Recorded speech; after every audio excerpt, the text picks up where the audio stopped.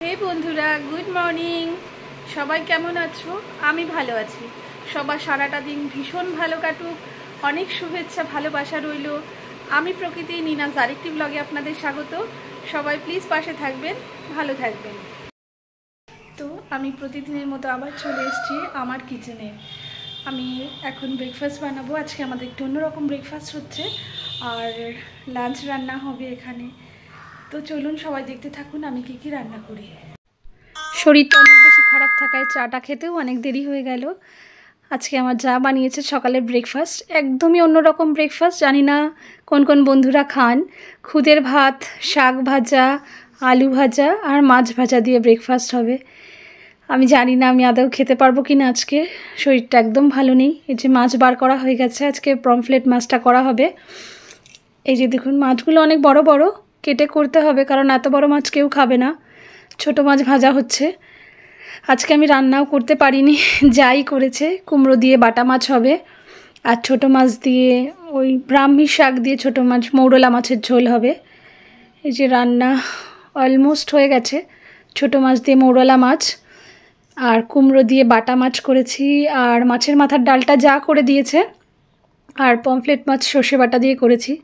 ও আমাকে একদম রান্না করতে দিতে চাইছিল না আজকে, আমি জোর করে করলাম, যেহেতু রান্নাটা আমার প্যাশন। আমি প্রচণ্ড ভালোবাসি রান্না করতে। এই যে শ্বশুর শাশুড়ি খাচ্ছেন, আমি খেতেও দিইনি আজকে, যাই খেতে দিয়েছে। আর এদিকে আমার বঙ্কু মারাত্মক রকম অসুস্থ, ওর পা কেটে গেছে, মুখটা এক জায়গা কেটে গেছে, গলার ওখানে এক জায়গা কেটে গেছে। স্নানের আগে ওকে একটু আদর করে ওকে ওষুধ দিয়ে ওষুধ খাইয়ে আমি স্নানে গিয়ে আসবো। এই যে বিকেলবেলা খেয়ে দিয়ে শুয়েছি, হঠাৎ আমার ননদিনী আসলো মেহেন্দি পার্টি করতে।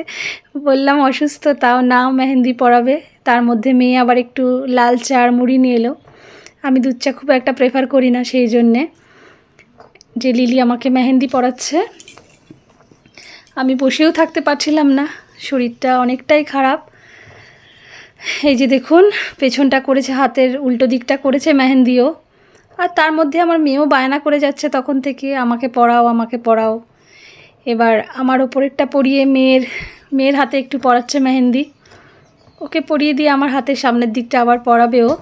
ও খুব ভালো আর্টিস্ট। ও কাপড়েও ডিজাইন করে, মানে শাড়িতে, সালোয়ারে, পাঞ্জাবিতে মেহেন্দিও ভালো করে, ভালো দেওয়ালে ডিজাইন করে। ও খুব ভালো আর্টিস্ট। এই দেখুন আমার হাতের সামনের দিকটাতেও করে দিয়েছে মেহেন্দি। আমি করতে চাইছিলাম না, তাও এই যে করেই ফেললাম। মেহেন্দি পরতে তো সবারই ভাল লাগে, ওই জন্য আমিও পরলাম একটু কষ্ট করে বসে। আমারও শখ করছিল পড়ার। রাত হয়ে গেছে অনেক, যা আটা মাখছে ওই করবে রুটিটা, আজ আর আমার পক্ষে সম্ভব না।